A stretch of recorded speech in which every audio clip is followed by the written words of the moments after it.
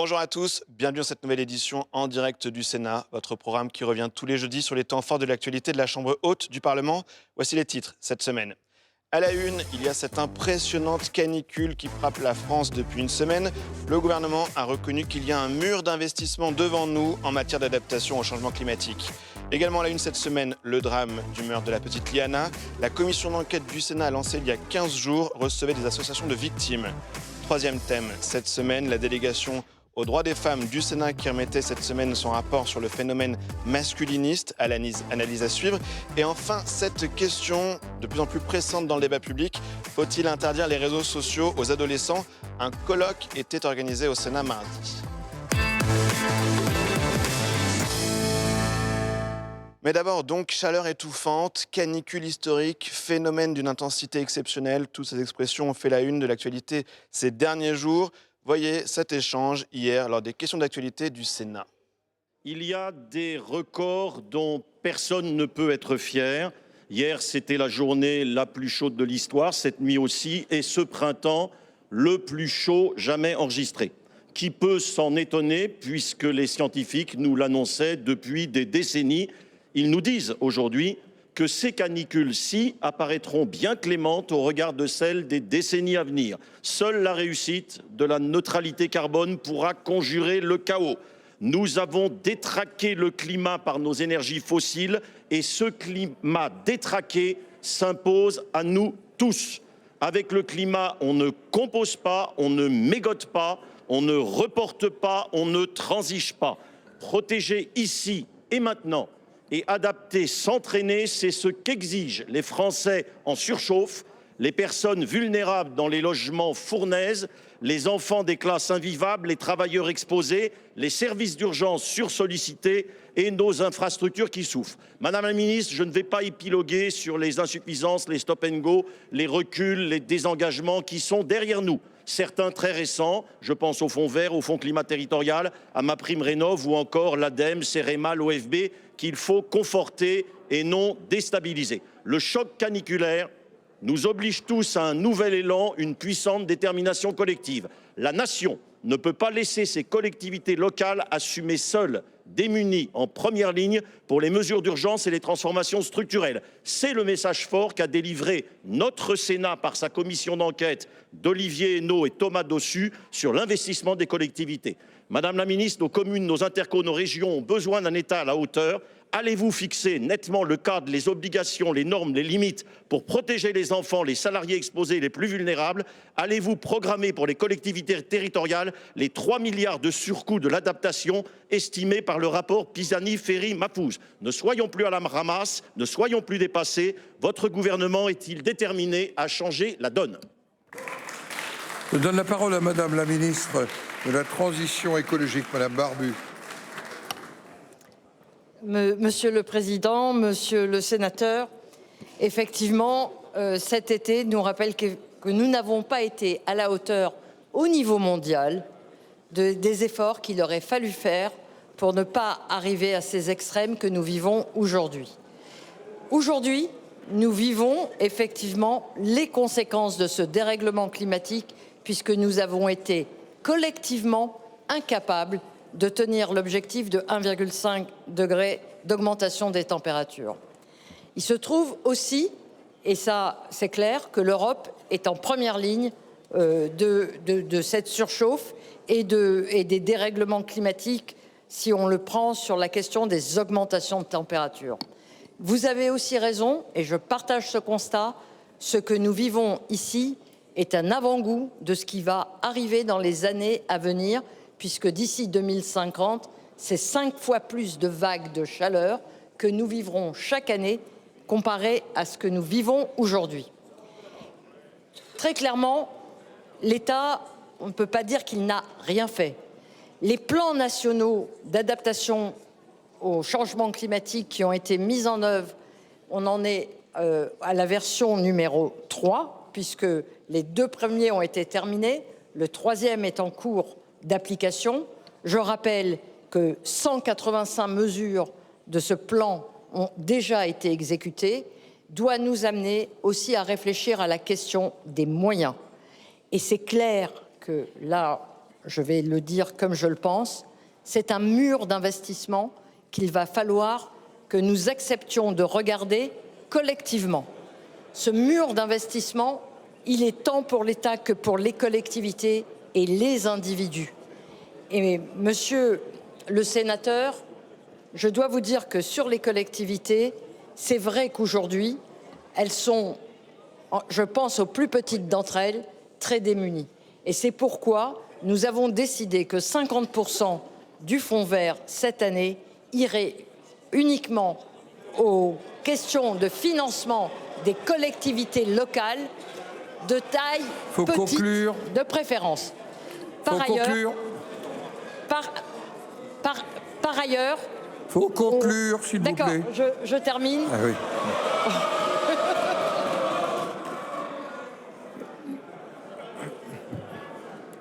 Et j'accueille en salle des conférences Bernard Delcros. Bonjour. Bonjour. C'est vous, le président centriste de la délégation aux collectivités locales du Sénat. Beaucoup de conséquences à la canicule qui touchent la France. Les logements mal isolés, comme les écoles, tout le bâti public en général, les hôpitaux, les réseaux, le train. Quelles leçons, selon vous, faut-il tirer ce matin de ce que nous vivons depuis une semaine ?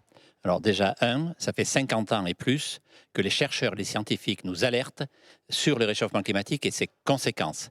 Il restait encore aujourd'hui des climato-sceptiques. J'espère qu'aujourd'hui, ils sont convaincus. Donc c'est un vrai sujet sur lequel il y a des décisions, des priorités, des décisions fortes et urgentes à prendre, notamment pour protéger nos enfants. On a entendu le Premier ministre renvoyer la faute aux collectivités ce matin dans Le Parisien. Il a dit la question des bâtiments scolaires, vous y alliez, c'est historiquement de la compétence des collectivités. C'est le corollaire de la décentralisation. Je veux bien rouvrir le débat, mais je ne suis pas certain qu'elle le veuille réellement. Et depuis 2017, les aides de l'État aux collectivités pour équiper et rénover les écoles, collèges et lycées ont dépassé plus de 1,2 milliard d'euros.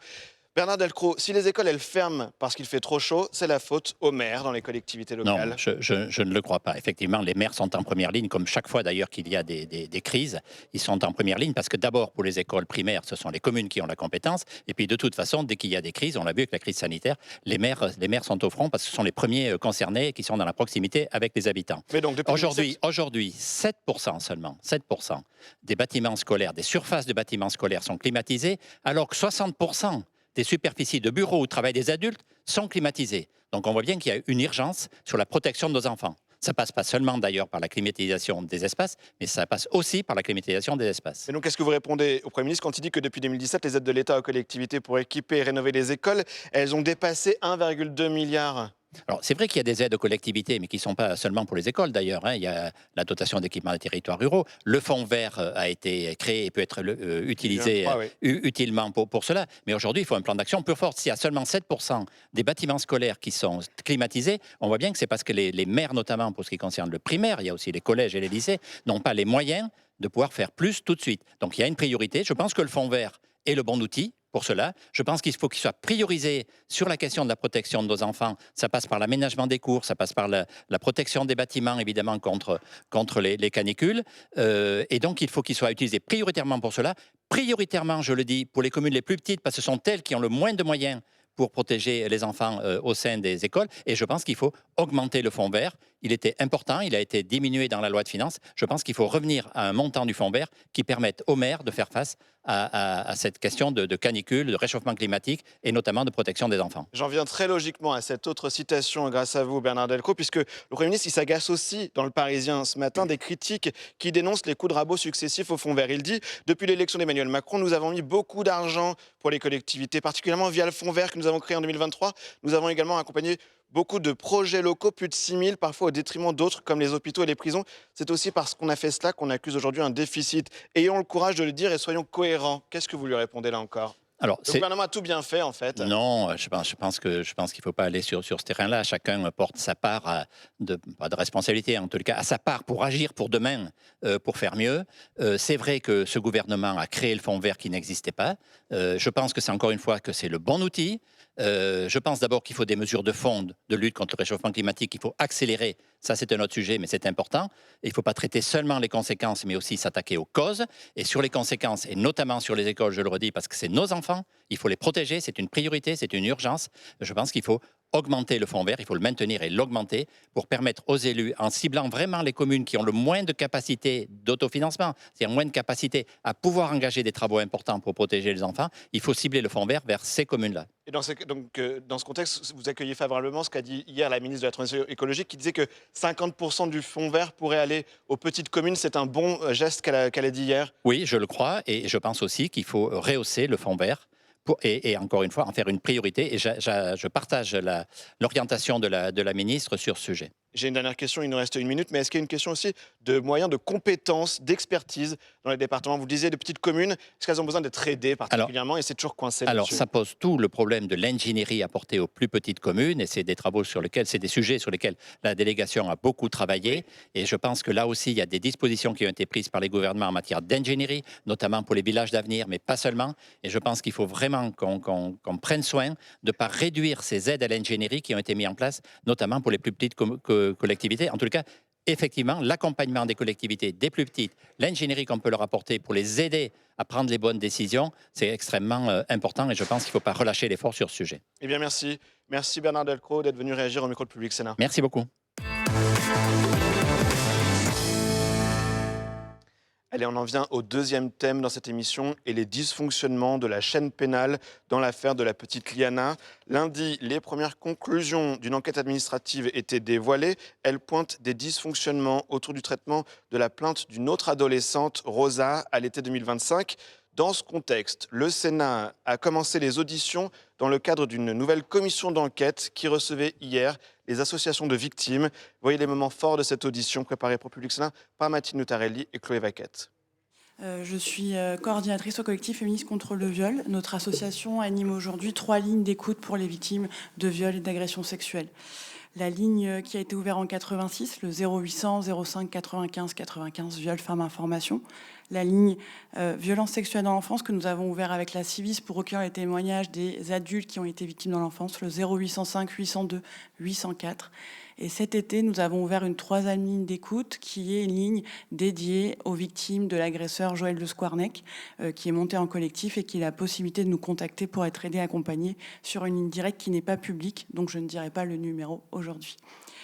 En plus de nos lignes, le CFCV anime des formations, des groupes de parole, accompagne les victimes lors des procès des agresseurs et depuis 40 ans produit des données et des campagnes grand public justement pour traduire et la parole des victimes et contrer tous les stéréotypes qu'on peut entendre sur les violences sexuelles. Avant de commencer sur les questions et puis sur le partage de nos constats, effectivement, je souhaiterais revenir sur cette audition qui est terrible puisqu'elle est dans un contexte très particulier. Je pense que nous avons aujourd'hui beaucoup de matière à réfléchir collectivement, mais nous avons aussi beaucoup de solutions qui ont été pensées collectivement. Les associations et les services médico-sociaux qui accompagnent chaque jour les victimes de viols, d'agressions sexuelles, de prostitution, de proxénétisme, de cybercriminalité ont cumulé à ce jour, en 2026, des années de solidarité, des années d'aide et de partenariat, mais aussi des données et des propositions. Ces propositions de la société, elles se traduisent dans un travail de fond de la société civile qui bien sûr, on pense aux plus de 80 revendications de la Civis et de ce rapport de 2023, qui est une base formidable pour comprendre ce qui se passe pour les victimes mineures de viol aujourd'hui et ce qu'il faudrait faire. Le deuxième point qui est aujourd'hui très formalisé en interassociatif, c'est ce projet effectivement de la loi cadre, qui n'est pas un projet d'hier, mais qui est un projet avec lequel on travaille depuis maintenant 2 ans. Autour de la table, il y a plusieurs associations et le CFCV y a grandement participé en donnant tous ces constats de base et ces revendications qu'on peut formuler depuis 40 ans. Alors sur les 3 lignes que nous animons, notre cœur de métier, nous, c'est l'écoute. C'est l'écoute des victimes. Et ces lignes, ce sont des espaces d'aide, de soutien, avant tout. Une personne peut nous appeler une fois, plusieurs fois. On a un système de rappel qui permet de préserver aussi l'anonymat. Donc, on suit les personnes pendant des années. Et notamment, on les suit pendant les années de la procédure pénale, qui sont souvent des années qui vont au-delà des 7 ans. Ces 3 lignes d'écoute sont aussi un observatoire du réel formidable pour comprendre les réalités des victimes. Et c'est pour ça que, généralement, on produit des bulletins quasi annuels où on fait des constats et on formule des revendications. La première chose qu'on a appris, on a beaucoup appris sur ces lignes d'écoute pour toutes celles qui ont travaillé au CFCV, c'est de regarder le crime de viol. Et ça n'a pas été chose facile parce que ça voulait dire regarder l'agresseur et regarder ce qu'il faisait dans l'ensemble de la société. Dans la famille, le couple, le travail, la rue, les institutions, et puis Internet, bien sûr, aujourd'hui. Un agresseur qui agresse et qui n'a aucune... Il n'aura jamais aucune raison de s'arrêter. Et ce que je veux dire par là, c'est que nous, les lignes, ce qu'elles nous ont appris, c'est que l'agresseur fait toujours d'autres victimes. Et qu'il faut prendre en compte que la répétition fait partie intégrante du viol. Sur la ligne violence sexuelle dans l'enfance, par exemple, en 2025, 91% des victimes qui nous ont appelées nous ont déclaré qu'elles savaient que l'agresseur avait fait d'autres victimes. Sur la ligne viol femme information, c'est un autre chiffre, c'est 50%. En tout cas, elles ont très souvent, et ça se répète d'année en année, connaissance que l'agresseur ne fait rarement qu'une seule victime. Et généralement, il commet d'autres viols sur cette même personne. Alors, les victimes nous ont aussi montré le mode opératoire des violeurs. Déjà, la vitrine qu'ils peuvent avoir, une vitrine sociale, une vitrine sociétale, leur scénario d'agression, les rituels d'humiliation, les terreurs, la répétition des insultes, l'organisation de l'isolement, la chosification de leur corps. On entend aussi beaucoup sur les lignes l'inversion du coupable. C'est les victimes qui deviennent coupables. C'est souvent facilité par l'utilisation de la drogue, de l'alcool. Et aujourd'hui, je pense qu'il faut qu'on le prenne en compte dans tous nos travaux, par la diffusion massive de vidéos du viol. Et aujourd'hui, c'est l'une des armes des agresseurs, c'est de dire que si tu parles, je vais l'envoyer partout. Elle nous montre aussi, les victimes, l'aide que les agresseurs peuvent recevoir, soit par le silence, soit par l'encouragement de leurs actes et de leur position sociale.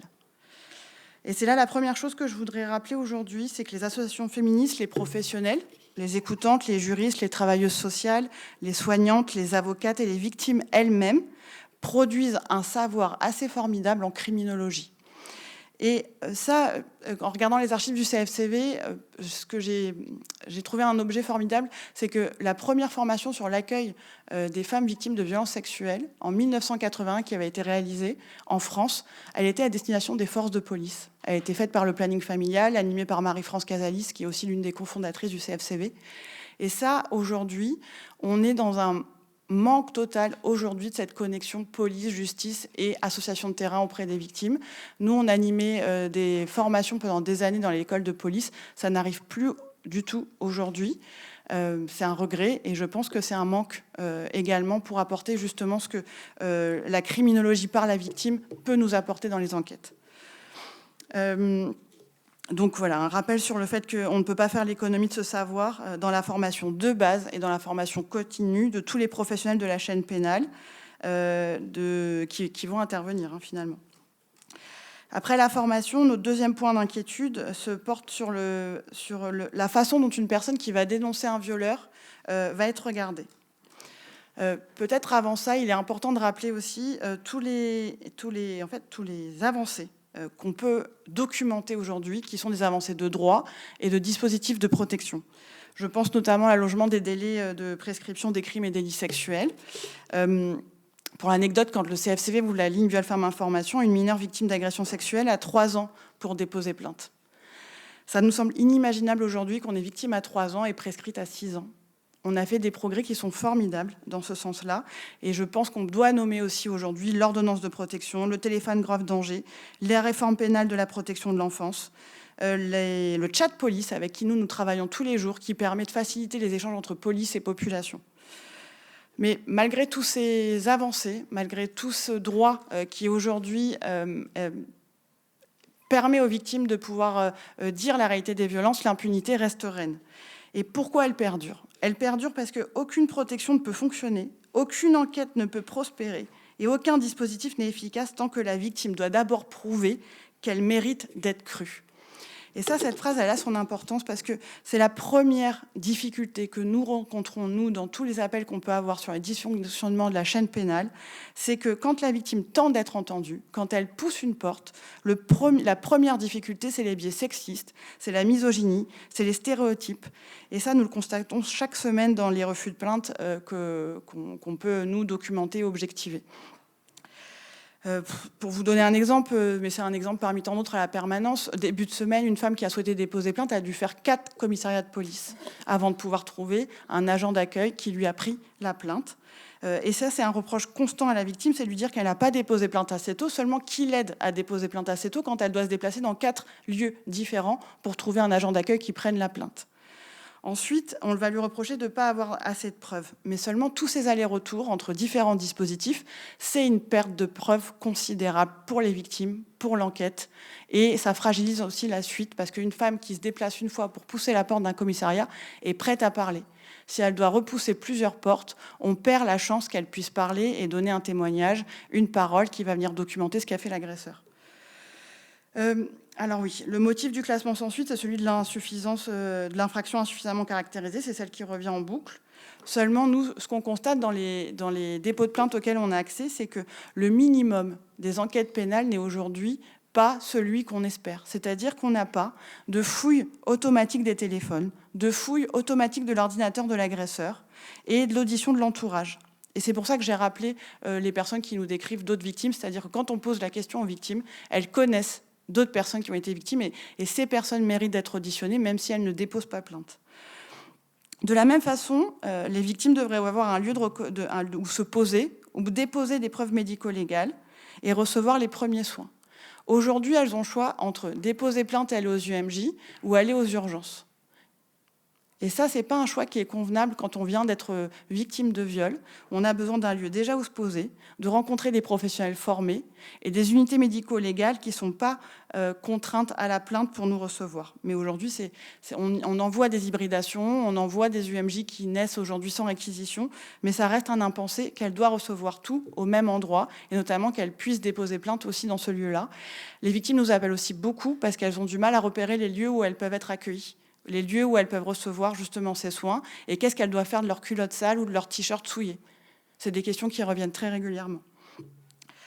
Alors, des actes d'enquête qui sont aléatoires, alors qu'ils, pour nous, ils déconstruisent une expression qu'on entend tous les jours, c'est le parole contre parole. Pour nous, c'est un non-sens.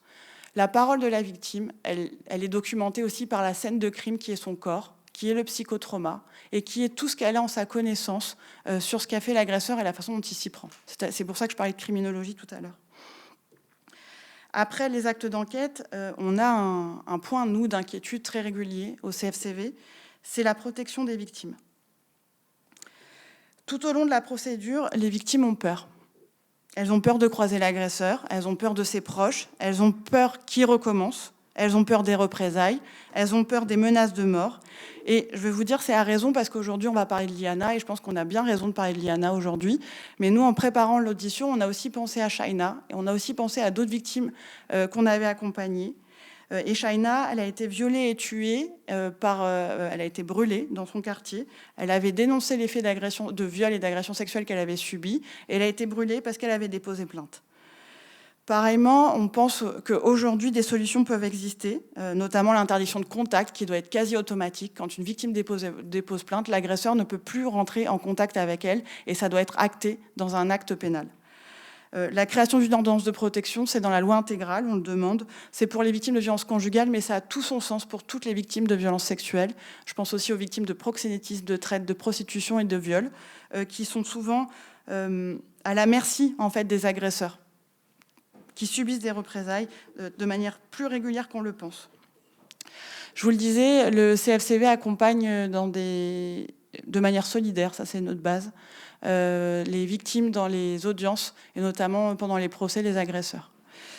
Comme tout le monde, moi, quand j'ai commencé au CFCV, je pensais que le tribunal judiciaire était un haut lieu de sécurité, était un lieu paisible où on pouvait effectivement faire justice et rendre quelque chose de juste pour la société. Ce que j'ai vu en accompagnant les victimes, c'est que ce lieu-là, le lieu du tribunal judiciaire, est en fait un haut lieu de l'insécurité des victimes. J'y ai vu des menaces de mort de l'agresseur contre la victime, qui venaient aussi des proches et de l'organisation de la violence dans le tribunal judiciaire. Les représailles, c'est là où elles ont un espèce de climax assez improbable, puisque c'est là où l'agresseur va tout tenter pour ne pas être puni. Alors moi, je nous ai vus, avec l'équipe du CFCV, sortir par une porte dérobée d'un tribunal judiciaire et ne pas entendre le délibéré avec la victime. C'est-à-dire que même s'il y avait une condamnation, la victime n'était pas présente à l'audience pour entendre que l'agresseur était reconnu comme violeur et qu'il l'avait violée. Et l'agresseur n'était pas présent pour voir que la victime l'entendait également. En fait, ce mécanisme-là n'a aucune vertu pédagogique, ni pour l'agresseur, ni pour la victime, ni pour la société. J'ai vu aussi une victime se cacher tous les midis pour pouvoir manger tranquillement quand l'audience était, quand le procès était sur 4 jours. Et j'ai vu aussi l'équipe du CFCV se mobiliser régulièrement pour accompagner les victimes dans les toilettes, puisque dans les tribunaux judiciaires, rien n'est pensé en termes de circulation entre victimes et agresseurs, et que c'est au moment de la circulation aux toilettes et au café que se passe un maximum de mots qui sont des infractions pénales. Alors je pense que bon, c'est une pensée un peu de citoyenne là que je vous partage. Je pense que réaménager des couloirs, c'est pas quelque chose qui coûte énormément à la société et que ça peut être fait très facilement et pour le bien-être de tout le monde. Enfin, une des grosses préoccupations du CFCV, c'est bien sûr les enfants. Il n'y a pas très longtemps, on a réédité un texte de Marie-France Casalis qui datait de 1991, qui portait sur l'inceste et la protection des mères et la non-protection de la société des enfants victimes d'inceste. J'ai hésité à vous le lire aujourd'hui, tout simplement. Et puis après, je me suis dit qu'en fait, tout simple, j'allais vous dire ce que nous, on entend sur les lignes aujourd'hui. C'est ce schéma qui se répète depuis plusieurs décennies. La situation d'enfants qui révèlent des violences sexuelles commises par un parent, souvent le père. En tout cas, nous, c'est les chiffres qu'on a. C'est des enfants qui parlent, qui vont répéter, parfois, et puis qui, face à l'inaction des adultes ou face à des actions répétées de mise en déni et en accusation de l'enfant, vont se rétracter. Et pendant ce temps-là, on a tout un combat de parents protecteurs, de mères qui dénoncent et qui deviennent elles-mêmes suspectes, trop protectrices, trop inquiètes, et donc beaucoup trop mères, finalement. Dans ces décisions, on a des décisions civiles de droit de visite et d'hébergement qui reposent sur des expertises, puisque c'est leur moyen de pouvoir acter des décisions, qui sont non fondées scientifiquement et qui font de ces mères inquiètes et trop protectrices les coupables et qui les rendent aliénantes. Et souvent, on voit des décisions qui sont complètement à l'envers. Nous, on le dit souvent, on marche sur la tête, où l'enfant est remis à un père qui est accusé par l'enfant lui-même de le violer tous les soirs. Et on a accompagné un enfant qui a décrit à 11 reprises, en audience civile et pénale, les faits de viol du père. Il les a décrits 11 fois, dans 11 audiences, et en fait, il s'est rétracté à la dernière, parce qu'il était face à 9 adultes, et tout le monde a été soulagé, et cet enfant est aujourd'hui avec le père, qui a été dénoncé. Donc nous avons vu des mères condamnées pour non-représentation d'enfants, et ça depuis 40 ans. Et puis des juges aussi leur mettent des jours amende pour que chaque jour de non-remise au père qu'elles dénoncent, qu'elles puissent payer ces jours-là. Le constat qu'on fait, c'est que sur ces décisions-là, on joue avec le feu, c'est la société du risque, et c'est le cœur de la violence de notre société pour nous, c'est ça. C'est ces viols d'enfants qui continuent, c'est cette non-protection. Tous les jours au CFCV, nous signalons des enfants en danger. Il peut y avoir des défaillances et il peut y avoir des responsabilités individuelles, mais on doit impérativement les contextualiser. On ne doit pas... on est face à une responsabilité de l'État. La responsabilité de l'État pourrait presque être engagée dans tous ces dossiers dont on parle et dont on s'est aperçu qu'ils n'ont jamais été traités convenablement. Alors, oui, on peut dire haro sur tel procureur. Oui, on peut dire haro sur tel enquêteur, mais tant qu'on ne leur permettra pas de travailler dans des conditions normales, il y a évidemment, pour répondre à votre question, derrière ces défaillances personnelles, une grosse défaillance de l'État. Moi, je voulais aussi évoquer avec vous, on a parlé tout à l'heure d'un point qui est assez symptomatique par rapport à la manière dont M. Varela avait été identifié par les services d'enquête aux États-Unis comme ayant consulté des fichiers pédopornographiques. Alors ça nous a renvoyé au dossier Le Squarneck, dans lequel la voix de l'enfant était également intervenue. Dans le dossier de M. Le Squarneck, c'est encore les États-Unis, le FBI, qui avait informé les autorités judiciaires françaises de ce que M. Le Squarneck consultait des fichiers pédopornographiques. Et qu'est-ce qui a été fait? Là aussi, il y a une défaillance, c'est-à-dire que les enquêteurs ont, par une maladresse, prévenu, c'était évidemment pas intentionnel, mais prévenu M. Le Squarneck de ce qu'ils allaient venir voir un petit peu s'il y avait des choses chez lui, donc il avait évidemment fait le ménage. Et moi, mon interrogation, c'est pourquoi est-ce qu'on dépend des autorités américaines pour identifier des personnes en France qui consultent des vidéos pédopornographiques où l'on voit au quotidien des enfants se faire violer. Pourquoi? Parce qu'il y a une structure en France qui a été créée il y a quelques années, dont l'effectif est aujourd'hui de 40 personnes alors qu'elle devrait être de 85. 34, merci. 34, vous voyez, effectivement, je ne suis pas assez précis. Alors qu'elle devrait être de 80, je crois. Et que, comparativement, en Grande-Bretagne, ils sont 800. Donc, voilà, il n'y a pas d'autre explication. Alors, on peut, encore une fois, aller fustiger tel ou tel intervenant, tel ou tel enquêteur, tel ou tel magistrat. Mais évidemment, c'est structurellement que le problème existe. Et c'est une volonté politique qui, à mon sens, est totalement défaillante. Vous avez aussi demandé quelles étaient les conditions d'accueil faites aux plaignants au moment du dépôt de la plainte auprès de la police ou de la gendarmerie nationale et sur l'accompagnement dont ils bénéficient. Alors là, mesdames de l'association France Victimes ont parlé de progrès considérables. Je vais mettre beaucoup de réserves sur l'aspect considérable.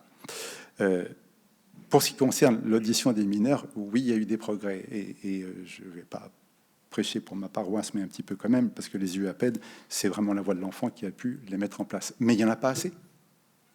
Il n'y en a pas assez. Les UAPED, ce sont des structures qui sont installées dans les établissements hospitaliers, où vous avez une action pluridisciplinaire, transverse, où les enfants sont accueillis à la fois en civil par un gendarme ou un policier, où il y a un psychologue, où il y a tout un centre de santé, où il y a même des chiens d'accompagnement des enfants. Et il y a des histoires formidables que je pourrais vous raconter sur la manière dont, précisément, cet environnement permet de mieux recueillir la parole de l'enfant. Parce qu'il y a tout le débat sur la sacralisation de la parole de l'enfant, ou trop, etc., etc.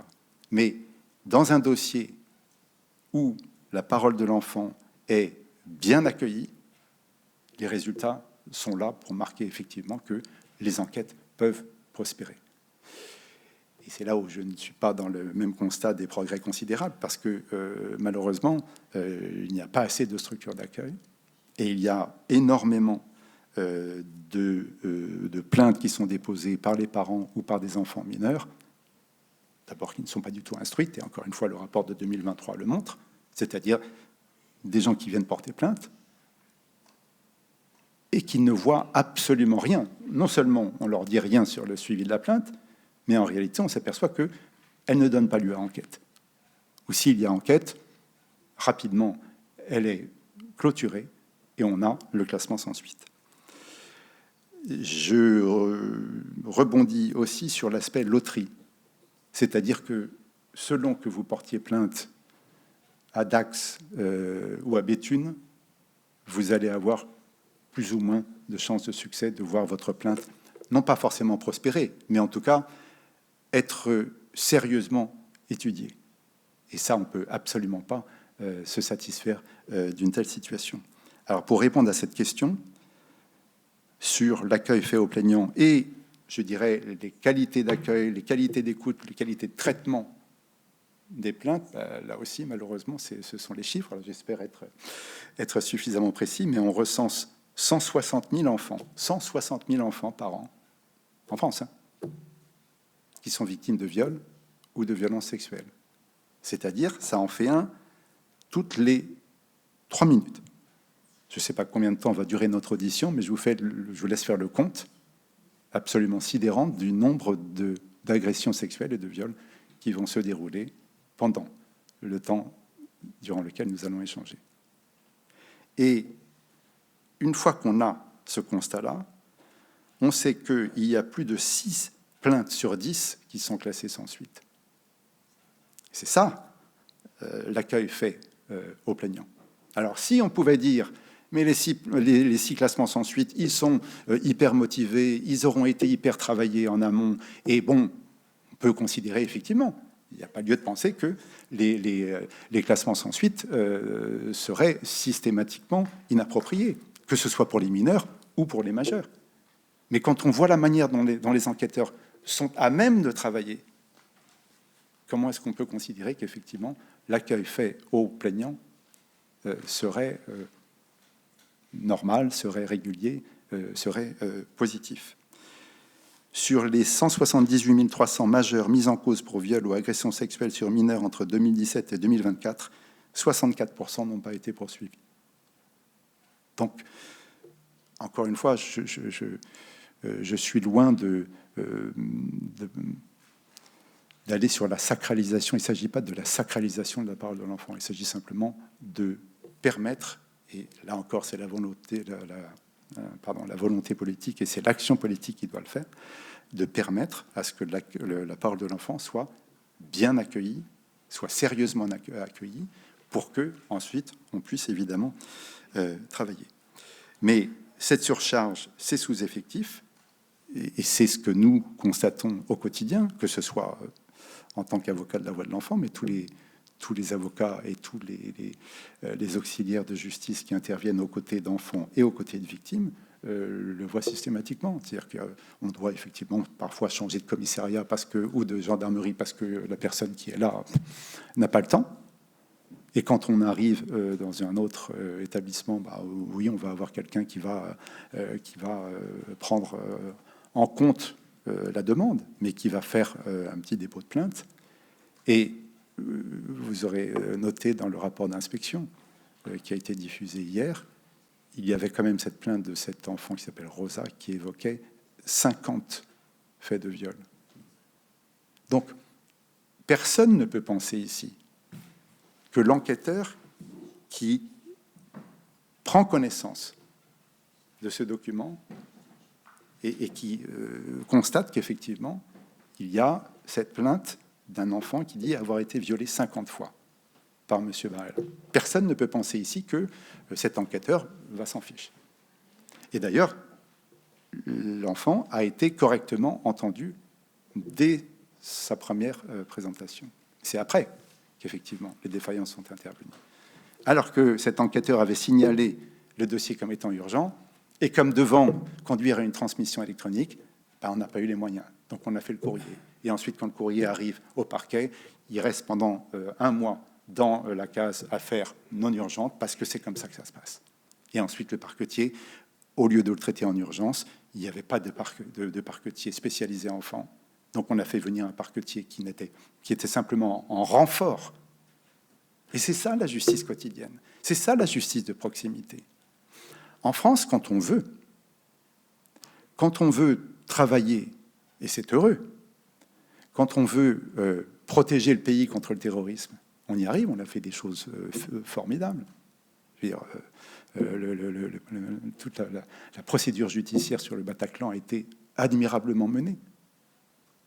La lutte contre le terrorisme, la lutte contre le stupéfiant, le parquet financier, tout ça, ce sont des structures qui fonctionnent très bien.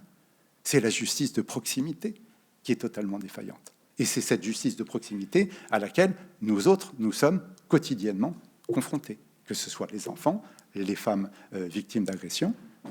Et c'est là où, effectivement, il y a cette responsabilité, pour répondre à votre question première, cette responsabilité qui est évidemment beaucoup plus structurelle qu'individuelle.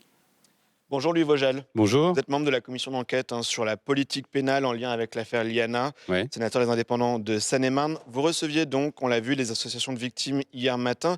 Il ne faut pas lâcher la victime une fois qu'elle a déposé plainte. C'est ce qu'a plaidé la directrice générale adjointe de la Fédération France Victimes. Cette audition d'hier, elle démontre la distance à parcourir encore en 2026 pour bien prendre en compte les victimes. Tout à fait. Les auditions, c'était la première audition. Oui, tout à fait. De La commission d'enquête qui se lance tout juste. Voilà, présidée par Muriel Jourda, le président de la commission des lois. C'était très intéressant parce que c'était très concret. Il faut qu'à l'occasion de cette très triste affaire, on essaye de faire qu'il n'y en ait pas d'autres qui aillent dans C'est le même le but sens. que vous fixez avec ces Évidemment, travaux. Ouais. évidemment. Alors, ce qu'on a pu constater, ça a commencé comme ça, une des questions principales de départ, c'est est-ce que c'est une responsabilité structurelle du système ou est-ce que c'est une responsabilité personnelle? La réponse est l'une n'efface pas l'autre. Hein. Il peut y avoir une responsabilité personnelle. Dans ce cas-là, on voit bien qu'il y a eu des problèmes dans la transmission du dossier de Toulouse à Auch et dans le traitement des dossiers. Donc ça, il peut y avoir ça. Notamment pas dans l'affaire Liana elle-même, mais l'affaire de la petite Rosa, exactement, qui avait porté plainte pour viol contre Jérôme Barella en août 2025. Et donc elle a été lâchée par le système. Ça fait quoi? Est-ce que disaient les associations de victimes? Alors, il y a sûrement des comportements individuels qui sont en cause. D'ailleurs, le Premier ministre a dit qu'il y avait eu une rupture dans la chaîne et qu'il fallait la sanctionner. Mais ce qui est très intéressant aussi, ça se règle comme ça, de façon individuelle, mais c'est le système lui-même. Est-ce qu'il dysfonctionne? Alors, certains ont dit qu'il n'y a pas assez de moyens. C'est vrai que la justice, c'est chronique, il n'y a pas assez de moyens, mais il y a de plus en plus de moyens. Hein. Il y a eu un effet de rattrapage. Oui. Est-ce qu'il n'y a pas autre chose que pas assez de moyens? Et ce qu'on a constaté hier dans ce qu'ont dit les associations, c'est qu'il y avait des problèmes d'organisation. D'accord. Notamment, deux choses sont ressorties, c'est que d'un endroit à l'autre, les situations sont très différentes. Il y a un problème d'égalité devant la loi. On le voit d'ailleurs avec le rapport d'inspection qu'on a vu cette semaine, c'est qu'à Toulouse, visiblement, les inspecteurs généraux étaient plutôt satisfaits de la réaction du parquet et des gendarmes. Exactement. Et dès que vous traversez la frontière du département à Auch, c'est problématique. Oui, et vous avez tout à fait raison. Donc d'un endroit à l'autre, les victimes sont traitées de façon complètement différente. Et il n'y a pas le même engagement d'un endroit à l'autre. Donc là, l'idée, c'est pas de coordonner au niveau départemental, au niveau régional. Il y a un problème de coordination nationale. Il faut que le ministre ait le pouvoir de faire que les victimes soient traitées partout de la même façon.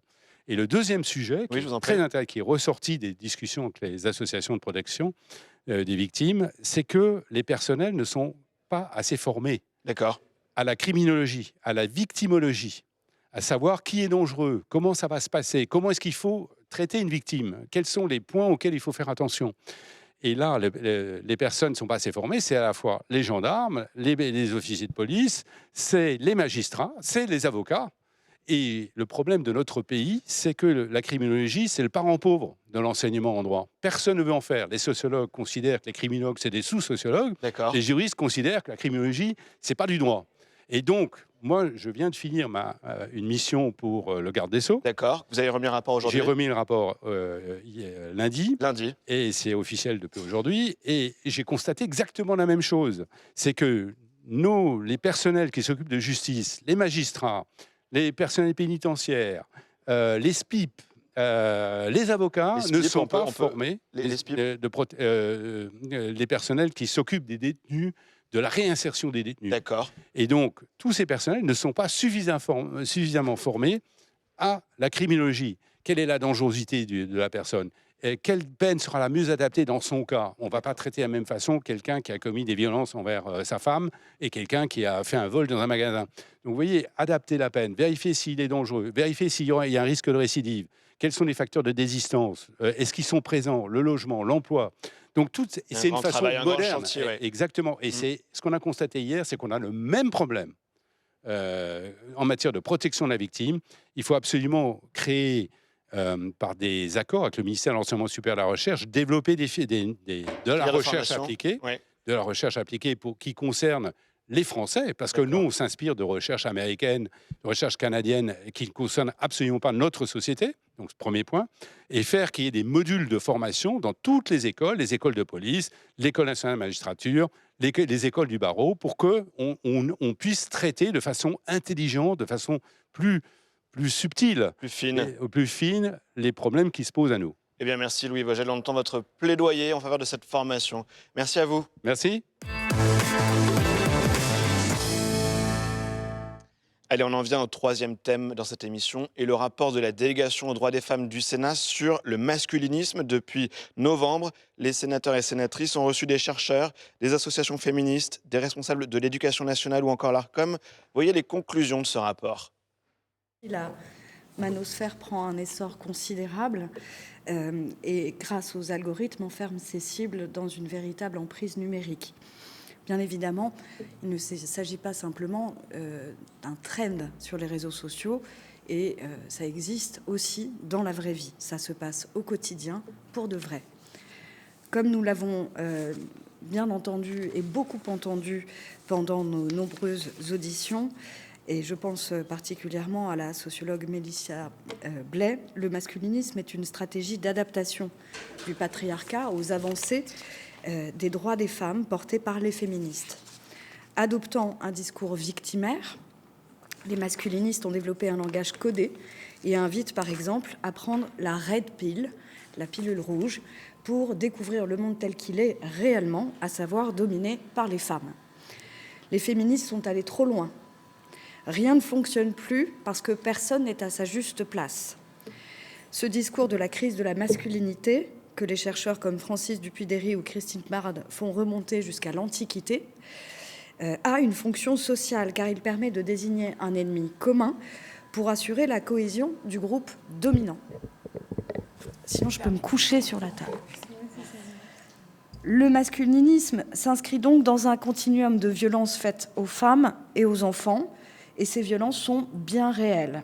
Le rapport du HCE, dont la présidente parlait tout à l'heure, et je salue notre nouvelle invitée, le rapport du HCE de janvier 2026 sur l'état du sexisme en France a révélé des chiffres particulièrement alarmants et proposé une grille de lecture du sexisme avec une gradation entre le sexisme paternaliste et le sexisme hostile. Au total, 12,5 millions de Français adhèrent aujourd'hui au sexisme paternaliste, 7,5 millions d'hommes et 5 millions de femmes. Qu'est-ce que ça veut dire ? Ça veut dire, selon les stéréotypes, les hommes doivent assurer le revenu du ménage et les femmes nourrissent. L'homme protège et la femme prend soin. Ce sexisme paternaliste s'exprime en parallèle d'un sexisme hostile, basé sur l'idée d'une hiérarchie des genres. La femme est inférieure à l'homme. L'homme doit donc la contrôler, la dominer, voire la violenter. D'après les résultats du baromètre national du HCE, les adhérents au sexisme hostile seraient 10 millions en France, soit 17% de la population, dont les 2/3 sont des hommes. Il est conseillé de punir sa copine si elle veut sortir en boîte avec ses amis. Elle n'a pas besoin d'avoir le permis de conduire. D'ailleurs, ce n'est pas la peine qu'elle travaille, puisque comme les femmes ne sont pas ambitieuses, autant qu'elles s'occupent de la maison afin qu'elles soient disponibles le soir quand l'homme qui travaille pour de vrai, lui, revient, et comme ça, elle peut s'occuper de lui. On en vient à remettre en cause le droit de vote des femmes dans certains pays, quand on ne menace pas simplement de les brûler vives si elles refusent de rester dans la cuisine. Le terreau sexiste de nos sociétés permet au masculinisme de se déployer et de circuler. Citons le porno, qui sexualise la violence. Je vous rappelle que la première cause d'AVC en France chez les femmes de moins de 40 ans, c'est la pratique sexuelle de l'étranglement, qui vient évidemment du porno. Un certain type de rap, également, qui véhicule des stéréotypes très ancrés, alors que, comme cela nous a été expliqué, à l'origine, il s'agissait d'une culture d'émancipation, y compris des femmes.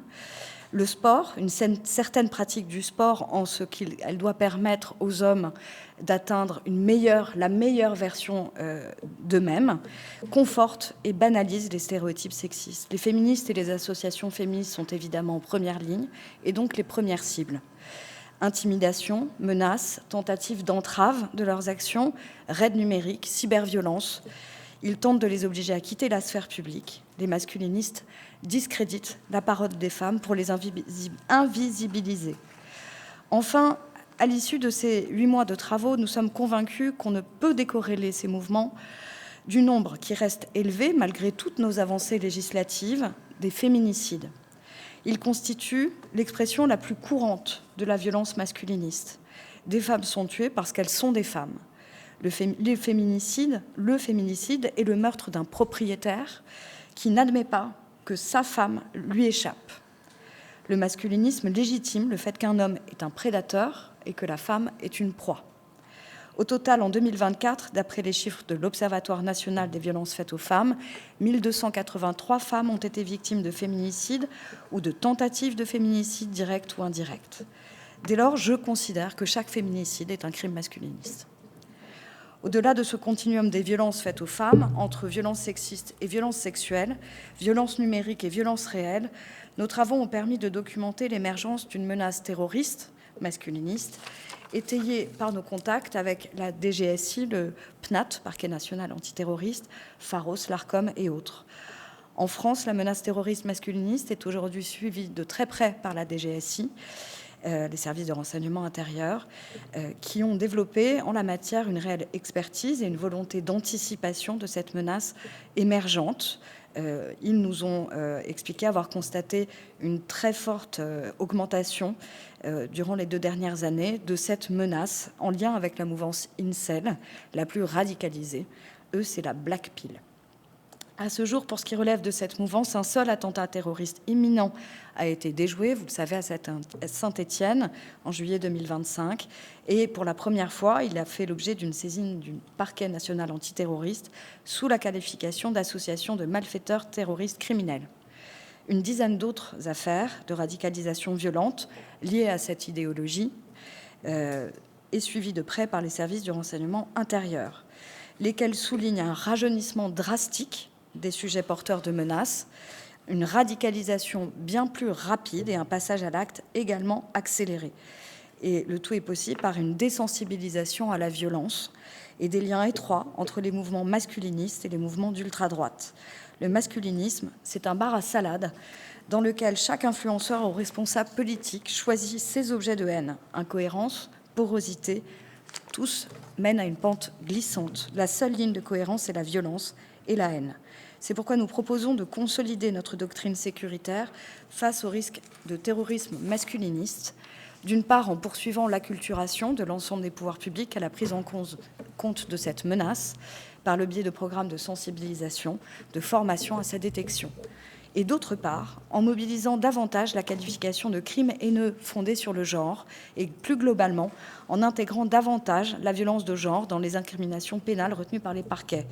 Lorsque, sortant d'une boîte de nuit où il a passé la soirée à se prendre des fours, un homme, en rentrant chez lui, écrase une femme, ça n'est pas la circonstance aggravante de crime haineux en raison du genre qui a été retenu, c'est la conduite en état d'ébriété. C'est plus facile à qualifier et néanmoins, cela contribue à banaliser et à invisibiliser la violence misogyne. Dernier exemple, les États membres de l'OSCE transmettent chaque année des données statistiques pour faire un état de la violence contre les personnes en les catégorisant. Pour 2024, la France a recensé 6 000 crimes haineux, environ 10 000 crimes homophobes, environ 4 000 crimes antisémites et racistes.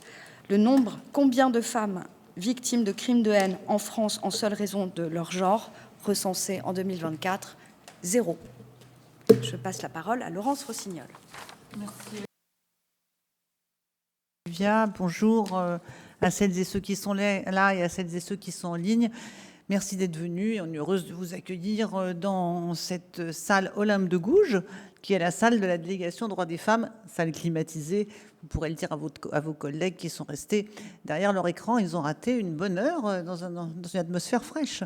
Ceci étant dit, peut-être un mot pour pourquoi la délégation droits des femmes a travaillé sur ce sujet. Parce que notre travail, à nous parlementaires, c'est d'étudier à la fois la condition sociale des femmes, les politiques publiques qui doivent contribuer à l'égalité, mais aussi tout le contexte dans lequel les droits des femmes et l'égalité progresse ou, à l'inverse, régresse ou est menacé de régression.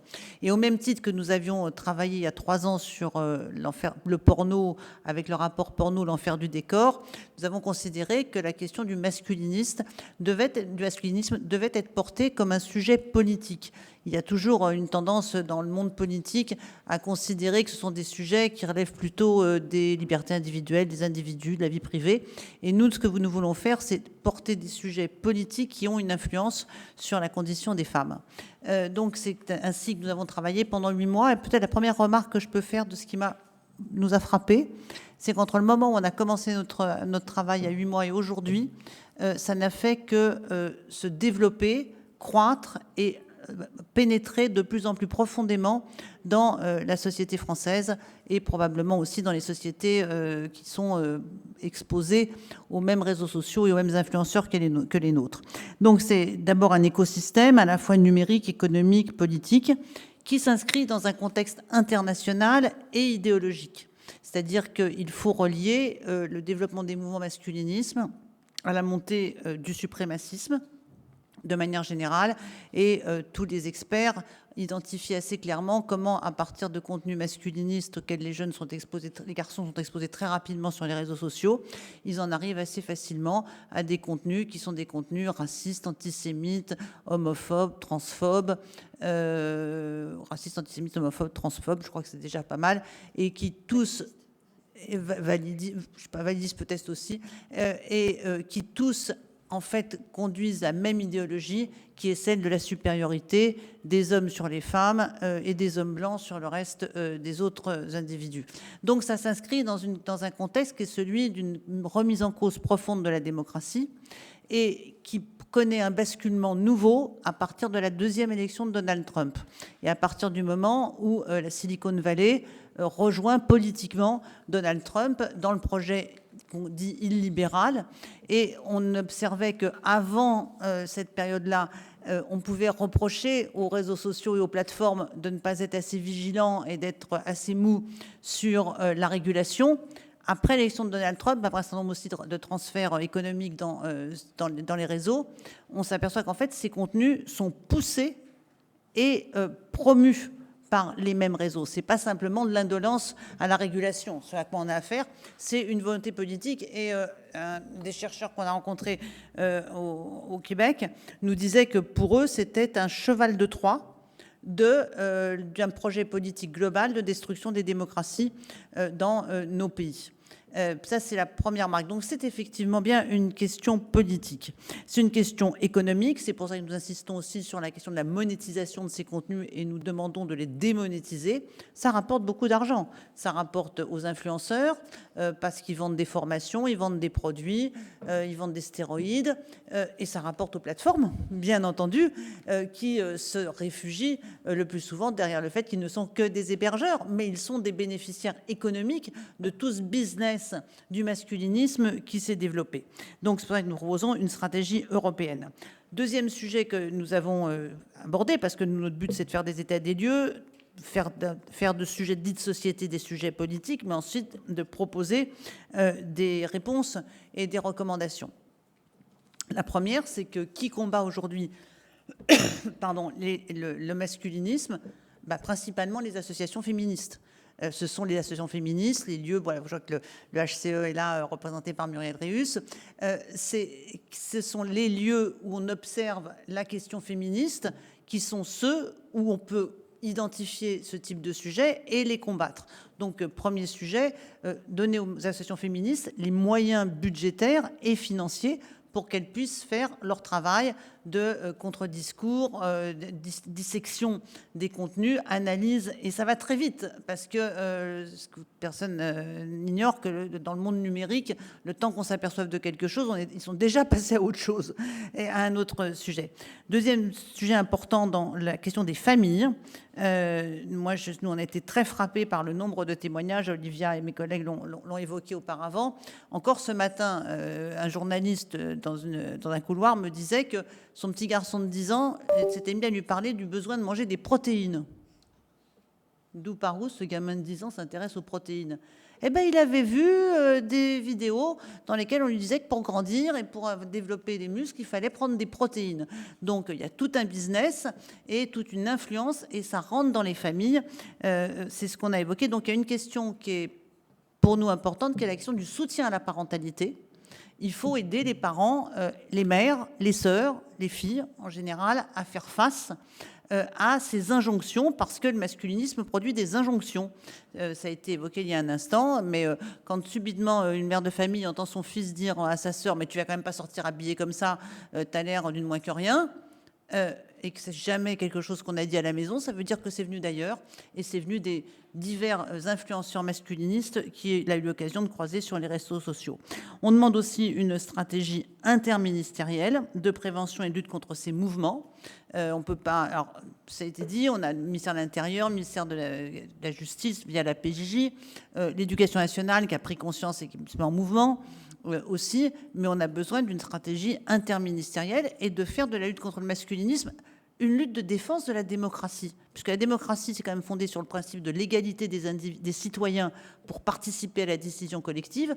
Dès lors que des contenus profèrent l'idée que les citoyens ne sont pas égaux et donc ils ne peuvent pas tous participer à la décision collective, n'oublions pas quand même que Peter Thiel explique que le droit de vote des femmes est une hérésie dans l'histoire de l'humanité. Et donc c'est une remise en cause de la démocratie, et donc il y a besoin que nos pouvoirs publics se mobilisent. On a proposé que la journée du 25 janvier, qui est une journée nationale de lutte contre le sexisme, qui est insuffisamment, à notre sens, exploitée, utilisée, promue par les pouvoirs publics, soit rebaptisée journée nationale de lutte contre le sexisme et le masculinisme, parce qu'il faut nommer le masculinisme, qui est aujourd'hui, certes, on dira toujours que c'est la forme nouvelle des antiféministes, mais sauf que les antiféministes sont passés du comptoir du café du coin à une diffusion massive sur l'ensemble de la population. Donc ça peut paraître symbolique, mais c'est l'action importante. Enfin, je voudrais peut-être conclure en disant une chose, c'est qu'il faut mesurer la violence qui est incluse dans cette affaire de masculinisme. Et c'est une violence à plusieurs niveaux. D'abord, au niveau risque terroriste. C'est identifié par le PNAT et la DGSI. Premier niveau de violence.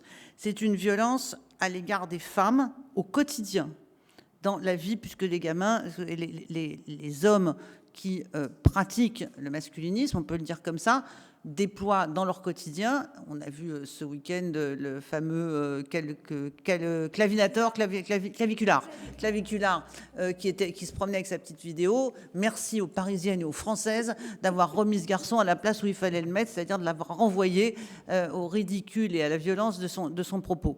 On est très fiers. Il a dit qu'on était toutes des lesbiennes. Ben, on est très fiers que ce soit en France qu'il ait pris une petite leçon. Donc, violence à l'égard des femmes au quotidien, cyberviolence, cyberharcèlement. Le cyberharcèlement est un des outils des masculinistes. Et puis enfin, violence contre les garçons eux-mêmes par toute cette mythification de la virilité et de la musculation et du muscle qui passe par la consommation de produits très toxiques pour des gamins et des jeunes gens. Enfin, donc, le monde politique doit aussi, et ça c'est ma petite touche personnelle, faire attention à lui-même. Il ne vous a pas échappé qu'il y a encore beaucoup d'hommes dans le monde politique. Faire attention à lui-même, à faire attention à ses présupposés ou à ses lieux communs, ces poncifs qui circulent toujours dans notre monde. Un des fondamentaux des masculinistes, c'est de dire, ça a été évoqué tout à l'heure, je crois, par Béatrice ou Olivia, c'est de dire les féministes, c'est bon, elles en ont assez obtenu, les femmes, ça va. Et c'est malheureusement des choses qu'on entend encore de temps en temps autour de nous. Qu'est-ce qu'elles veulent encore, les féministes? Et quand un homme politique reprend à son compte ce type de discours, il alimente lui aussi la crédibilité des propos masculinistes. Je vous remercie. On a une dernière question en visio. Mathilda Ruiz Yes pour mesinfos.fr sur le financement des associations féministes, dont ce financement donc, qui a baissé entre 2024 et 2025. Or, elles sont un levier nécessaire à la lutte contre le masculinisme. Comment leur donner davantage de moyens en tenant compte du contexte budgétaire actuel ? Dans le contexte budgétaire actuel, qui certes est très pesant, la demande des associations féministes, c'est quand même pas énorme par rapport aux sommes qui sont en jeu dans le contexte budgétaire. Donc, je pense qu'on peut tout à fait, dans le contexte budgétaire actuel, accorder aux associations féministes les moyens de mener la bataille culturelle. Pour autant, les plateformes ont un petit peu tendance à considérer que c'est aux associations féministes de faire le boulot de repérage et alerte pour les inciter à la régulation. Il faut aussi que les plateformes payent, hein, parce que c'est eux qui sont à l'origine de la toxicité. On ne peut pas demander au budget de l'État de prendre en charge sur ses propres deniers la régulation de ce que les plateformes autorisent. Je dis ça parce qu'il y a une petite tendance à nous dire « Oh, il n'y a qu'à demander aux associations féministes, elles ont qu'à nous signaler. » Bah oui, mais qui paye les associations féministes pour signaler? Il faut que les plateformes payent. J'aimerais compléter cette brillante intervention, si je peux. On nous demande de voter 36 milliards supplémentaires pour l'armée, et ce serait encore insuffisant pour répondre à la menace. Je ne conteste pas cette chose, je dis juste que à enchaîner les priorités les unes après les autres, parce que c'est une question de priorité de politique publique, on enlève toujours à Paul ce qu'on donne à Jacques, et il y a un moment où on se retrouve un peu tout nu. Donc, je dis ça puisque ce matin ont débuté les travaux de la commission d'enquête sur l'état de la chaîne pénale et du monde judiciaire et de la réponse adoptée pour la pédocriminalité. Lorsque les violences intrafamiliales ont été déclarées priorité nationale, j'ai oublié comment ça s'appelait, les budgets ont été pris sur la protection, sur la lutte contre la pédocriminalité, de ce qu'on m'avait expliqué. Donc aujourd'hui, on revient à la lutte contre les atteintes sexuelles sur mineurs. Évidemment, c'est très important. Où est-ce qu'on va prendre le budget? Depuis que je suis élue, depuis octobre 2023, on n'entend que parler de lutte contre le narco et le grand banditisme. Je ne dis pas qu'il ne faut pas lutter contre le narco et le grand banditisme, mais une priorité nationale en chasse une autre. Il y a un moment, on va peut-être réfléchir à ce qu'on veut comme projet de société. C'est ça qu'on dit. Et que tout est lié. Et que mettre l'argent dans les gros fusils et dans les grosses armes, c'est pas n'importe qui prend la décision de faire ça. Et que peut-être on pourrait essayer de s'entendre pour réussir à vivre tous ensemble. Alors, je vais rebondir là-dessus en disant que, justement, on met de l'argent dans notre armée parce qu'on se dit qu'il y a potentiellement une menace russe qui est une menace sur notre société aussi, puisque là, on voit bien que ce que prône la Russie, c'est un combat sociétal. C'est parce que, justement, on soutient l'homosexualité, on laisse trop de place aux femmes. C'est le même combat. C'est le même combat. Donc, on comprend qu'il faille le combattre par les armes quand ils arrivent avec des chars. Pour autant, il ne faut pas le combattre que par les armes, parce que par les réseaux, et on sait bien que les réseaux russes, entre autres, attaquent nos réseaux, eh bien, ils l'attaquent, entre autres, culturellement, par le biais du masculinisme. Donc, c'est exactement le même combat. Et donc, c'est pour la même raison qu'il faut qu'on trouve du financement pour pouvoir lutter. Et j'accueille en salle de conférence Béatrice Gosselin, bonjour. Bonjour, monsieur. Vous êtes sénatrice LR de la Manche. Vous étiez l'une des co-rapporteurs de ce travail sur le masculinisme. Quelle était l'idée avec ce rapport? C'est d'abord de faire connaître au plus grand nombre les dérives d'un phénomène que le grand public connaît mal. C'est la première fois qu'une institution parlementaire française dresse un état des lieux complet de ce phénomène encore peu documenté, on peut le dire. Voilà, alors évidemment, c'est la première fois que en France, nous avons un rapport sur ce sujet. C'est vrai, comme vous le disiez, que ça n'est pas forcément connu, mais c'est quelque chose qui se distille, et qui se distille notamment de façon insidieuse dans nos jeunes générations. Et c'est pourquoi la DDF, la Délégation des droits des femmes, a décidé de s'en emparer et de travailler sur ce sujet. Votre rapport qui parle d'un mouvement social et politique qui vise à anéantir les droits des femmes et, in fine, à démanteler notre socle démocratique. Si on voulait parler de ce phénomène aux gens qui le connaissent mal, comment l'expliquer? Alors ce phénomène, il était latent, il existe depuis des lustres et depuis des siècles, parce qu'il y a toujours eu cette quasiment compétition entre les hommes et les femmes ayant toujours voulu, et c'est normal, récupérer des droits, parce que souvent une société patriarcale ou une société souhaitait que l'homme était l'homme fort, l'homme protecteur, et la femme était la femme soumise qui devait s'occuper de façon essentielle des enfants et de la famille. Donc ça, les femmes se battent depuis des générations pour cette équité, cette égalité entre les hommes et les femmes. Et donc, c'est une réaction, en fait, c'est un mouvement réactionnaire à cette demande de gain de droits de la part des femmes. Voilà, en 1970, dans les années 70, on disait déjà que l'égalité était atteinte, ce qui n'était pas tout à fait le cas. Hein. Donc il y a eu des avancements depuis, et c'est très bien, des avancées, pardon, et c'est très bien, il y a eu pas mal de choses, et l'égalité dans le monde du travail, l'égalité dans le monde représentatif, politique, n'est pas encore complètement atteinte, mais il y a une évolution, et il faut qu'elle continue. Et c'est souvent une volonté de contrecarrer cette évolution féminine. Vous parlez d'un phénomène grandissant. Est-ce qu'on a une idée précise du poids du masculinisme dans la société actuelle en France ? Alors, du poids du masculinisme, ça dépend quel niveau vous placez. Si c'est sur le plan le masculiniste radical, avec des dangers, des dangers et des atteintes verbales, ou plus grave, des atteintes, des gestes qui sont dangereux pour les femmes, il y en a eu, et il y en aura. J'espère que ça diminuera. Il y en a. Si on parle de ce qui se distille dans la tête de nos enfants, ça c'est beaucoup plus récent, et c'est vraiment quelque chose qui est inquiétant. Ce mouvement n'est pas anodin, car il mène aussi à une forme de radicalisation violente et même des attentats, comme au Québec récemment. C'est un mouvement dangereux. Comment on explique ce niveau de violence qu'il peut atteindre ? Eh bien, c'est tout un paroxysme, c'est tout un chemin qui se fait avec beaucoup, et là on pourra en parler tout à l'heure, mais de l'importance des plateformes et du numérique. Oui, on va y venir. Et donc des gens qui se radicalisent, qui continuent à lire des contenus, qui ont toute une tas il y a beaucoup d'expressions de ce mouvement. C'est parfois tout simplement dans le langage, dans l'idéologie, c'est parfois tout simplement aussi dans le sport, dans plein de domaines, et ces sujets continuent à se développer. On a beaucoup d'argent qui se fait derrière aussi, et de fil en aiguille, on a des gens qui ont la haine des femmes. Et déjà en 1989, le premier attentat qui a été reconnu bien après 1989 comme étant un attentat lié à la mouvance terroriste masculiniste a été fait par j'ai oublié son nom, mais je vais vous le retrouver, 14 femmes ont été tuées. En préparant cette émission, j'étais surpris de lire des commentaires sur les réseaux sociaux de Public Sénat où on évoque le masculiniste claviculaire qui était à Paris la semaine dernière. Les internautes qui dénoncent le fait même que notre chaîne en parle, il ne faudrait pas leur faire de publicité. Qu'est-ce que vous en pensez ?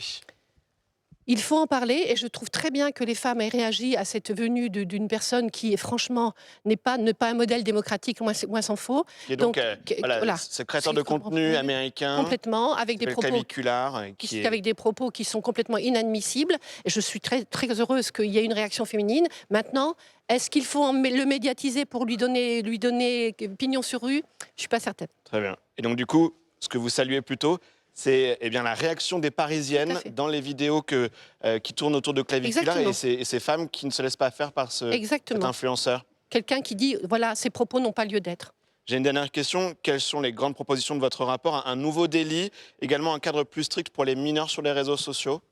Alors, un nouveau délit, et là, ce sont les plateformes qu'il faut... Enfin, d'abord, au niveau des délits, c'est-à-dire que les gens soient condamnés quand il y a des actes ou quand il y a des gestes qui sont condamnables, qui est tout de suite une réaction financière, pénale et financière. Alors, je pense qu'on pourrait le faire. Il faut maintenant que ça soit mis en place et qu'on soit suffisamment réactif pour que derrière, ça fasse tout de suite écran à ces violences. Et puis au niveau des plateformes numériques, il y a un arrêt de la Cour de justice européenne qui vient d'arriver, qui met en accusation et qui demande aux plateformes d'être responsables quand elles véhiculent des propos, des idéologies dans leurs algorithmes. Je pense que c'est une bonne chose, mais ça ne suffira pas. Il faudra continuer à ce que les plateformes prennent conscience que ce sont des délits, ce sont des atteintes à la vie et à la démocratie. Et il faut vraiment qu'on soit très, très vigilant là-dessus. Merci, on entend votre alerte sur ce masculinisme rampant. Merci à vous, Béatrice Gosselin. Voilà, on parlait de cette interdiction des réseaux sociaux pour les moins de 15 ans avec Béatrice Cosselin. C'est justement au cœur d'une question dans l'actualité. Faut-il interdire ces réseaux sociaux et comment? Une proposition de loi pour aller en ce sens doit voir le jour bientôt au Parlement. Le chef de l'État a dit récemment vouloir fermer les comptes des moins de 15 ans d'ici à la fin de l'année. Voyez l'extrait d'un colloque qui se tenait cette semaine au Sénat. La santé mentale est multifactorielle et c'est très difficile, y compris dans des situations individuelles, d'identifier exactement le facteur qui ont pu précipiter quelqu'un vers des difficultés, y compris majeures. Mais clairement, l'utilisation, pas seulement des réseaux sociaux, mais de supports numériques dont les caractéristiques peuvent à la fois être addictives, entraîner une surconsommation, une surutilisation et exposer les jeunes à certains types de risques, contribue clairement, en tout cas à l'échelle populationnelle, à la dégradation de la santé mentale des jeunes. Et on se pose maintenant de plus en plus de questions sur des usages addictifs. Pour les jeux vidéo, l'addiction est déjà reconnue par la communauté internationale. Ce sera peut-être le cas pour l'utilisation des réseaux sociaux plus tard. Donc peut-être juste pour commencer par quelques chiffres, alors sans être redondante, on a déjà parlé des 4 à 5 heures par jour que les adolescents passent à utiliser leurs écrans, mais c'est quand même principalement leur smartphone par jour, donc ça c'est en semaine. Pendant le week-end, c'est 6 heures. Si vous avez vu les chiffres du dernier Eurobaromètre qui vient d'être publié sur le sujet, les parents sous-estiment très largement l'exposition de leurs enfants, et j'y reviendrai. Les jeunes disent d'ailleurs eux-mêmes qu'ils ont été exposés pour plus de 30% d'entre eux à des fausses informations, pour plus de 30% d'entre eux à des discours haineux. 20 à 25% des jeunes interrogés disent avoir vu des contenus qui mettent la pression sur leur apparence physique ou sur la manière dont ils se présentent eux-mêmes. Et entre 10 à 20% ont vu des contenus violents ou pornographiques sans les avoir sollicités. Enfin, en tout cas, c'est ce qu'ils déclarent dans les enquêtes. Donc, voilà, c'est juste pour dire que quand même, on est sur des niveaux d'exposition à des situations à risque très, très élevés à l'échelle de la population.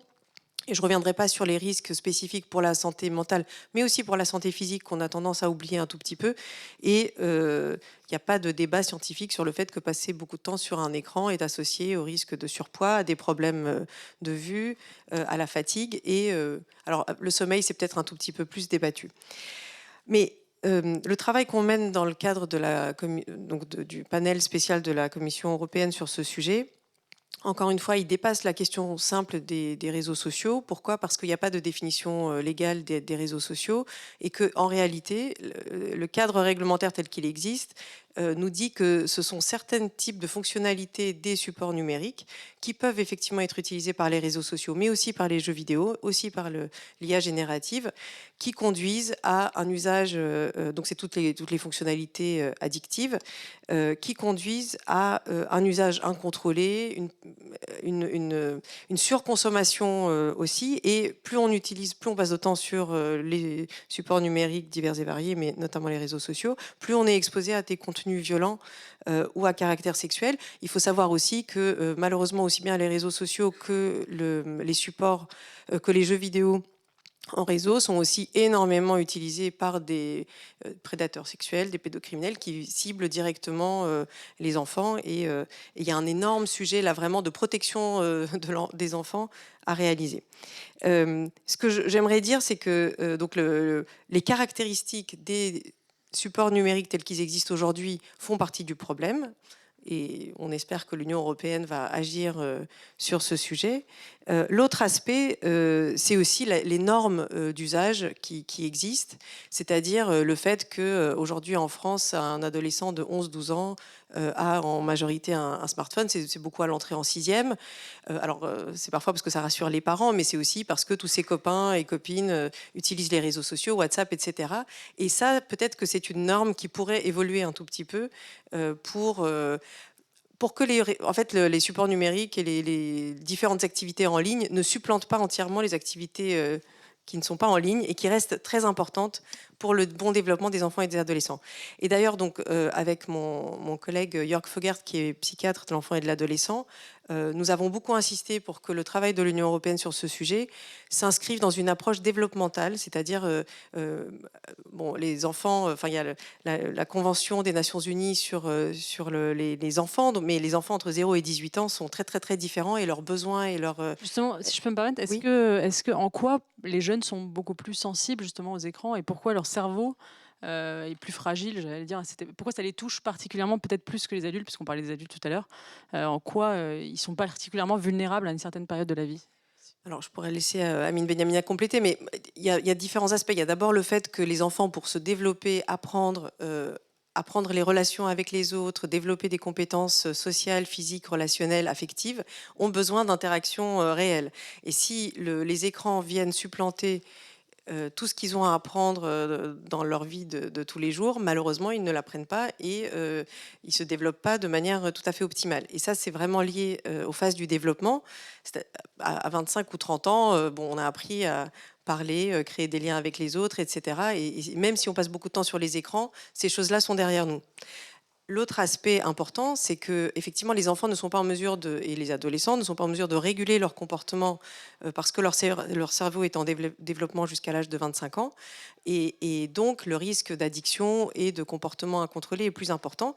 Et puis, il faut savoir que l'adolescence et l'entrée dans la vie adulte, c'est vraiment les périodes où la survenue des troubles psychiques et des conduites addictives est la plus importante, avec en plus des impacts alors sur la scolarité notamment, qu'on ne peut pas rattraper plus tard. C'est-à-dire si on se loupe, si pour X raisons, on décroche de l'école, on se déscolarise, c'est pas quelque chose qui est facile à rattraper quand on a 30 ans, quand on a passé ce cap. Donc il y a ces différents aspects. Moi, je voulais juste revenir sur une petite chose avant de terminer. C'est le fait qu'on a donc beaucoup parlé de cette approche développementale, notamment pour s'interroger aussi sur le rôle des parents. Parce que, évidemment, les parents sont responsables du développement et de la sécurité de leurs enfants, mais leur rôle évolue entre 0 et 18 ans, c'est assez, voilà, c'est assez évident. Mais leur rôle dans la manière dont ils peuvent aussi protéger et accompagner leurs enfants face à des dangers en ligne évolue aussi. Et je pense que c'est important de bien se rendre compte du fait que tous les parents ne sont pas à même de protéger leurs enfants de la même manière, pour plein de raisons différentes, parce qu'ils peuvent eux-mêmes avoir des difficultés psychologiques, ne pas comprendre l'importance ou la manière de bien se saisir de ces outils numériques. On voit déjà d'énormes inégalités, et je pense que ce sera confirmé sans doute par les personnes de l'éducation nationale. Et donc, pour ça, on est donc dans ce groupe qui travaille au nom de la Commission européenne, on est très préoccupé par les questions d'inégalité. Alors d'inégalité entre pays, vous l'avez mentionné, mais aussi d'inégalité sociale. Et pour ça, il faut vraiment des actions universelles qui s'appliquent à tous et à toutes, qui pourraient consister à tout simplement faire en sorte que l'Internet soit sécure, je sais pas addictif, enfin bon, pour tout le monde. Et on espère que ce sera le cas au sein de l'Union européenne. Mais en attendant, des actions immédiates dès maintenant pour protéger les enfants et repousser le plus possible leur exposition à un certain nombre de fonctionnalités numériques qui posent des risques et des contenus qui peuvent être carrément violents, qui peuvent les amener vers de l'abus sexuel, etc., est une nécessité absolue. Et on parle de ce colloque sur l'interdiction des réseaux sociaux aux moins de 15 ans avec David Ross. Bonjour. Bonjour. Vous êtes sénateur socialiste de l'Essonne. Avant d'aller sur le fond des débats, où en sommes-nous de cette interdiction? On avait le sentiment qu'il y avait une volonté politique d'avancer rapidement en France, de la part du président de la République, mais également du Parlement. Tout semblait aligné. Pourquoi est-ce que cette interdiction n'est toujours pas votée? Alors j'ai envie de dire parce que le Sénat a particulièrement bien travaillé. C'est-à-dire qu'il y avait une proposition de loi au départ qui était portée par Catherine Morin-Desailly. Elle n'a pas été envoyée à l'Assemblée. Le gouvernement a souhaité mettre le paquet avec la proposition de loi de Laure Miller. D'une députée donc. D'une députée qui est arrivée, donc le texte est arrivé au Sénat avec ce qu'on peut considérer une sorte d'interdiction sèche sur les réseaux sociaux pour les moins de 15 ans. Or, la marque de fabrique au Sénat, c'était d'avoir des conditions par rapport à cette interdiction. Oui, c'est ça. Le Sénat qui, lui, trouvait que le dispositif était trop fragile de la part de l'Assemblée nationale, qui a voulu lui mettre en place une liste noire. C'était ça l'idée, c'était de créer une liste noire des réseaux sociaux que l'on souhaitait interdire à nos moins de 15 ans. C'est ça, une liste noire qui serait définie par un décret et qui pourrait être remise à jour chaque année. Et puis pour les autres accès, une autorisation parentale de manière à remettre aussi l'autorité parentale dans le débat, évidemment. Oui, pour les réseaux sociaux les moins problématiques. Exactement, selon... qui ont des vertus pédagogiques intéressantes. Et l'ARCOM serait dans la boucle, dans la version du Sénat, c'est elle qui aiderait à définir cette liste noire. Voilà, et donc du coup, il y a plus d'acteurs sollicités. Alors on pense que ça passera mieux au niveau du Conseil d'État, mais donc il fallait quand même qu'il y ait ce temps, et notamment la réponse de l'Europe aussi par rapport à cette législation. J'allais y venir, la Commission européenne qui doit rendre un avis d'ici le 10 juillet. Exactement. Le Parlement qui doit donc attendre l'avis de Bruxelles pour savoir comment s'y prendre. Pourquoi est-ce qu'on attend cet avis ? Parce qu'on veut qu'à la fin, le texte soit efficace. Donc on préfère avoir un avis pour être sûr que ce qui est fait ne soit pas bancal et ne soit pas retoqué une fois qu'il y aura eu la CMP, puisqu'il va falloir qu'il y ait une CMP entre, évidemment, Commission mixte paritaire, 7 députés, 7 sénateurs qui doivent trouver un compromis. Est-ce qu'on sait quand est-ce qu'elle peut être, du coup, quand est-ce qu'elle peut avoir lieu, cette CMP ? Si la réponse a lieu le 10 juillet, puisqu'on a des CMP qui peuvent se réunir jusqu'au 21-22 juillet, ce serait le créneau possible. Sinon, ce serait à la reprise des travaux et évidemment de l'élection du Sénat, donc plutôt au mois d'octobre. Et donc c'est l'une de mes questions auxquelles je voulais en venir, mais verra-t-on une interdiction des réseaux sociaux ou de certains de ces réseaux sociaux d'ici à la fin du quinquennat, selon vous ? C'est l'objectif, je pense, à la fois l'objectif du président, mais nous c'est l'objectif aussi des parlementaires, parce qu'on souhaite que non pas mettre ça au crédit du président de la République, mais d'être efficace et opérationnel le plus rapidement possible. Qu'est-ce que vous avez envie de dire aux parents qui nous écoutent ? Pourquoi est-ce qu'il est important que le Parlement légifère sur cette question ? Pourquoi est-ce qu'il est important d'interdire certains réseaux sociaux moins de 15 ans ? Alors d'abord, ça permet, avec le travail des parlements, ça permet de mettre la lumière sur le sujet. Nous, on a été interpellés par beaucoup de parents qui étaient un peu dépassés par ce phénomène. Mais en même temps, c'est une réalité. Les réseaux sociaux, le numérique, il irrigue tout notre quotidien, y compris en tant que parents. Et donc, c'est important qu'on puisse fixer des règles, mais qu'on puisse surtout associer le parent dans la manière de gérer ça avec leurs propres enfants et adolescents. Et que dire des pays où il y a déjà eu cette interdiction ? On pense par exemple à l'Australie. Quels sont les retours que vous avez de leur exemple ? Alors dans ce colloque, on a eu le retour justement de la commissaire qui s'occupe de ça en Australie, Julie Inman. L'interdiction, eux, c'est moins de 16 ans. Il semblerait que ce ne soit pas aussi efficace que ce qu'ils escomptaient. C'est un vrai intérêt parce qu'ils montrent les difficultés avec les plateformes de faire appliquer la réglementation. Donc ils vont essayer de redurcir leur bras de fer, mais ils sont très regardants de ce qui va être fait en France et en Europe. Et donc ce qui est intéressant, c'est de voir qu'il y a plusieurs pays qui se saisissent de la question. Et on va converger, parce que la solution n'est pas forcément évidente. Il faut y aller peut-être à tâtons. Mais ce qui est important, c'est en tout cas de commencer par fixer des règles, quitte à les changer, pour vraiment qu'il y ait un électrochoc sur le sujet. Et qu'est-ce que vous pensez de la réaction des plateformes elles-mêmes ? Elles renvoient souvent vers Google ou vers les dispositifs qui permettent de télécharger ces applications. Comment est-ce qu'elles échappent comme ça à la responsabilité ? Exactement, elles cherchent à fuir un peu leur responsabilité. Elles communiquent dans la presse, d'ailleurs, avec des grandes pages de publicité. Alors moi, je leur dis, il faut qu'elles fassent attention, parce que finalement, les deux extrêmes, c'est soit aux États-Unis, où il y a des procès et ça peut leur coûter très très cher, ou en Chine, où il y a des méthodes un petit peu différentes, mais qui sont extrêmement dures. Et donc, nous, on essaie de trouver le juste milieu, les points d'équilibre.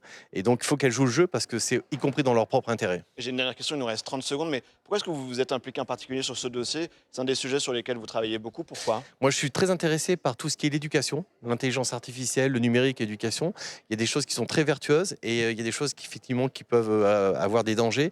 Et donc, je voudrais pas qu'on tue le bébé avec l'eau du bain. Et moi, je veux à la fin qu'on ait un Internet sans crainte plutôt qu'un Internet interdit. Mais pas sans couper, parce qu'il y a aussi une source de connaissance pour les jeunes, il faut le dire. Énorme. Voilà. Énorme. Merci, on suivra l'évolution de ce dossier au Parlement dans les prochaines semaines, s'il évolue, avec vous notamment. Merci. Merci beaucoup. Et c'est la fin de cette émission. Merci à vous de l'avoir suivi. N'hésitez pas à lire les décryptages de la rédaction et à voir les replays de nos émissions. C'est sur publicsena.fr. Prochain rendez-vous avec l'information dans quelques minutes à 18h pour Sens Public. C'est présenté ce soir par Tam Tranui. Très belle suite des programmes sur Public Sénat.